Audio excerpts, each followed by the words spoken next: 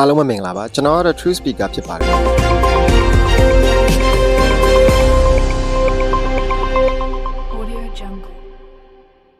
အဲ့တော့ဒီနေ့မှာကျွန်တော်တင်ပြပေးခြင်းတဲ့သတင်းလေးကတော့အမေရိကန်နိုင်ငံထဲကိုအလဲခကြီးထွက်လာတဲ့တရုတ်နိုင်ငံကဇုံတွဲစီမှာကိုရိုနာဗိုင်းရပ်စ်ကဲ့သို့သောထူးဆန်းတဲ့ဗိုင်းရပ်စ်တစ်မျိုးကိုရှာဖွေတွေ့ရှိခဲ့ပါတယ်ဒါနဲ့ပတ်သက်ပြီးတော့အမေရိကန်နိုင်ငံရဲ့ FBI တို့ CIA တို့ကနေပြီးဆက်လက်စုံစမ်းစစ်ဆေးနေပါတယ်အဲ့ဒီဇုံတွဲကိုလည်းအမေရိကန်နိုင်ငံကနေပြီးတော့တရားဥပဒေရထိမ့်သိမ်းထားတယ်လို့ပြောပါတယ်ဒါနဲ့ပတ်သက်ပြီးတော့တရုတ်အစိုးရကနေပြီးဘာမှတုံ့ပြန်ပြောကြားခြင်းမရှိပါဘူးအဲ့တော့ကျွန်တော်တို့အားလုံးသိတဲ့အတိုင်းပဲကိုရိုနာဗိုင်းရပ်စ်ကကမ္ဘာကြီးမှာဘယ်လောက်ထိဒုက္ခပေးသွားလဲဆိုတာကိုကျွန်တော်တို့မိတ်ဆွေတို့အားလုံးခံစားမှုပါတယ်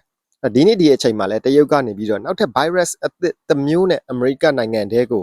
ပြန်ပွားမဲ့အစီအစဉ်ကို plan ရေရှည်ဆွဲထားပုံရပါတယ်အဲ့တော့ကံကောင်းချင်တာတစ်ခုကတော့ကာစတန်ကနေပြီးတော့ဖမ်းမိတဲ့အတွက်နဲ့လက်ရှိမှာတော့အဲ့ဒီဇုံတွဲကိုထိမ့်သိမ်းထားတယ်လို့ကျွန်တော်တို့ကြားသိရပါတယ်အဲ့တော့ဒီ virus ရဲ့အာနိသင်တွေကဘာတွေလဲဆိုတော့ဒီ virus ကိုထိမိတဲ့လူတွေကအနည်းဆုံးတော့အေးမိမယ်ချောင်းဆိုးမယ်ဖျားနာမယ်ကြာလာတဲ့နဲ့အမျှခန္ဓာကိုယ်တွေကနှုံချိလာပြီးတော့အားအင်တွေကုန်ခန်းလာမယ်နောက်ဆုံးတော့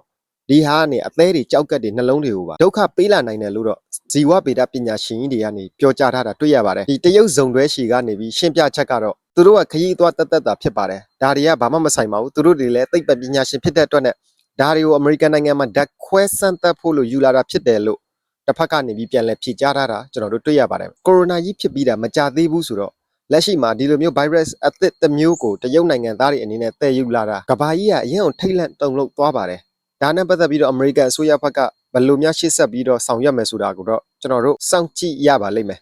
အားလုံးပဲမင်္ဂလာပါကျွန်တော် True Speaker ဖြစ်ပါတယ်